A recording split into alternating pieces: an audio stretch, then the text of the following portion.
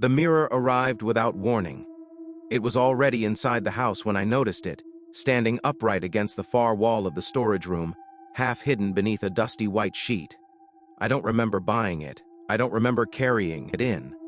And yet there it was, as if it had always been waiting for me to finally see it. I had moved into the house 3 weeks earlier, a narrow 2-story structure at the end of a dead street where even the streetlights flickered, like they were tired of standing guard. The rent was cheap. Too cheap for a place this close to the city, but I didn't ask questions. I never do. Silence and space matter more to me than explanations. That afternoon, sunlight spilled through the small storage window, catching the edge of the mirror and throwing a pale reflection across the floor. I lifted the sheet. The glass was tall, framed in dark wood, carved with strange, twisting patterns that didn't look decorative so much as deliberate.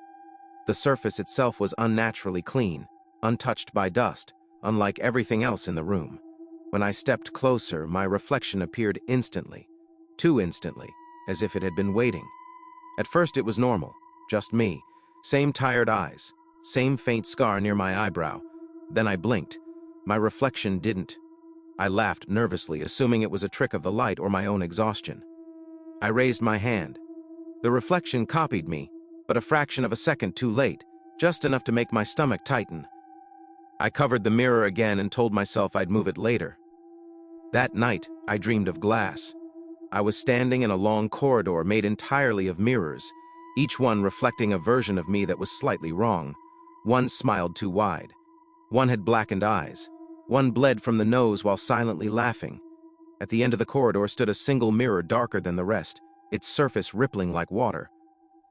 Something knocked from the other side. I woke up gasping, my sheets soaked with sweat. The house was silent, but I felt watched, as though the walls themselves were holding their breath. The next morning I tried to ignore the mirror. I kept busy unpacking, cleaning, telling myself it was just an old piece of furniture left behind by the previous tenant. But by afternoon, curiosity won. I uncovered it again.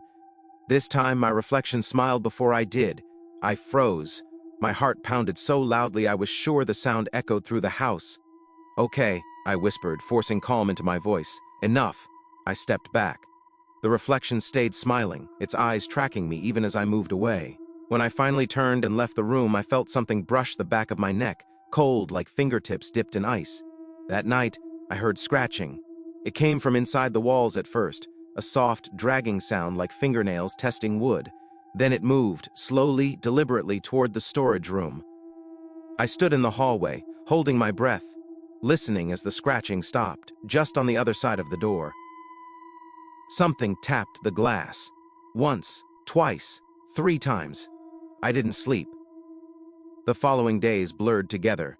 The mirror began appearing in places I didn't move it to. Leaning against the bedroom wall, standing at the end of the hallway, once even facing the front door as if guarding it. Each time, I told myself I must have done it without remembering, but deep down I knew the truth. It was moving on its own. Worse, the reflection was changing. It started small. A bruise on my reflection's arm that I didn't have. A thin cut on its cheek. Shadows beneath its eyes that looked deeper, heavier. Then one evening I noticed something behind it. A room, not my room. In the mirror, the space behind my reflection was larger, darker, lit by a sickly gray glow. The walls looked cracked, the ceiling too high, stretching into shadow. And far behind my reflection, something stood still, watching. I leaned closer to the glass. The thing in the background moved.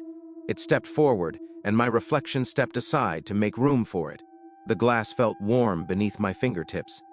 That's when I realized the reflection wasn't copying me anymore. It was making choices. I tried to get rid of the mirror the next day. I dragged it toward the front door, grunting with effort. It was heavier than it looked, as if it were anchored to the house itself.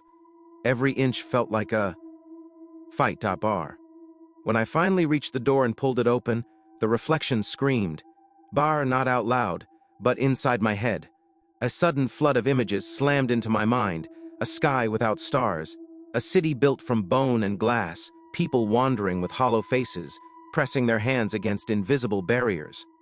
I dropped the mirror, clutching my head as pain exploded behind my eyes. When I looked up, the front door was closed. The mirror stood back in the storage room. Bar that night, The knocking returned, louder now, desperate. "Let me out," a voice whispered, not from the mirror, but from my own mouth. Ere I covered my lips in horror, the reflection watched calmly, its smile soft, reassuring. "Bar, you're tired," it said silently. "I can rest for you." Ere I started losing time. Our hours vanished. I would sit down, then suddenly it would be dark outside. I found muddy footprints leading from the storage room to my bedroom. I woke up with dirt under my nails and the taste of rust on my tongue. The mirror began showing me things I couldn't explain. Other people. A woman staring into her own mirror, screaming as hands pressed outward from the glass. A man running through endless hallways, pursued by his own reflection, laughing as it gained ground. Children standing in empty rooms, their reflections gone entirely. Worlds layered on top of worlds, all connected by mirrors. I understood then. The mirror wasn't a doorway. It was a prison window. And it was running out of space. One evening. As the sun bled red across the sky, the reflection spoke aloud for the first time. Its voice was my own, but steadier, stronger. "I kept this place safe," it said. "I held the others back. But I'm tired." "What are you?" I whispered. "What you will be," it replied. The glass rippled. A hand pressed from the other side. My hand, but wrong. The fingers were too long, the joints bending where they shouldn't. Cracks spread across the mirror like spider webs. I backed away, heart racing. "You can have my world," the reflection said gently. "I just need a place to rest." The mirror shattered. Cold air rushed through the room, carrying the smell of ash and old blood. The wall behind the mirror was gone, replaced by a vast, broken landscape under a dead sky. Shapes moved in the distance, countless, restless. Hands grabbed me. I screamed as they pulled, my feet scraping uselessly against the floor.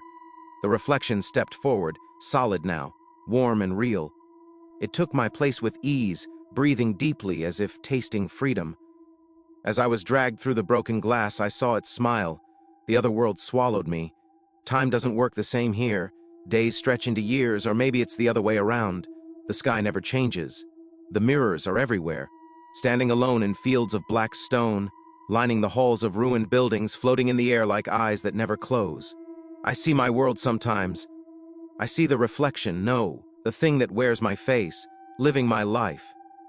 It waters the plants. It answers messages. It laughs at the right moments. No one notices. That's the worst part. Sometimes when the barrier thins, I manage to knock, tap, tap, tap. Most people don't hear it. But if you ever find a mirror in your house that you don't remember buying, if your reflection smiles before you do, don't touch the glass, because I'm still in here, and I need somewhere to go.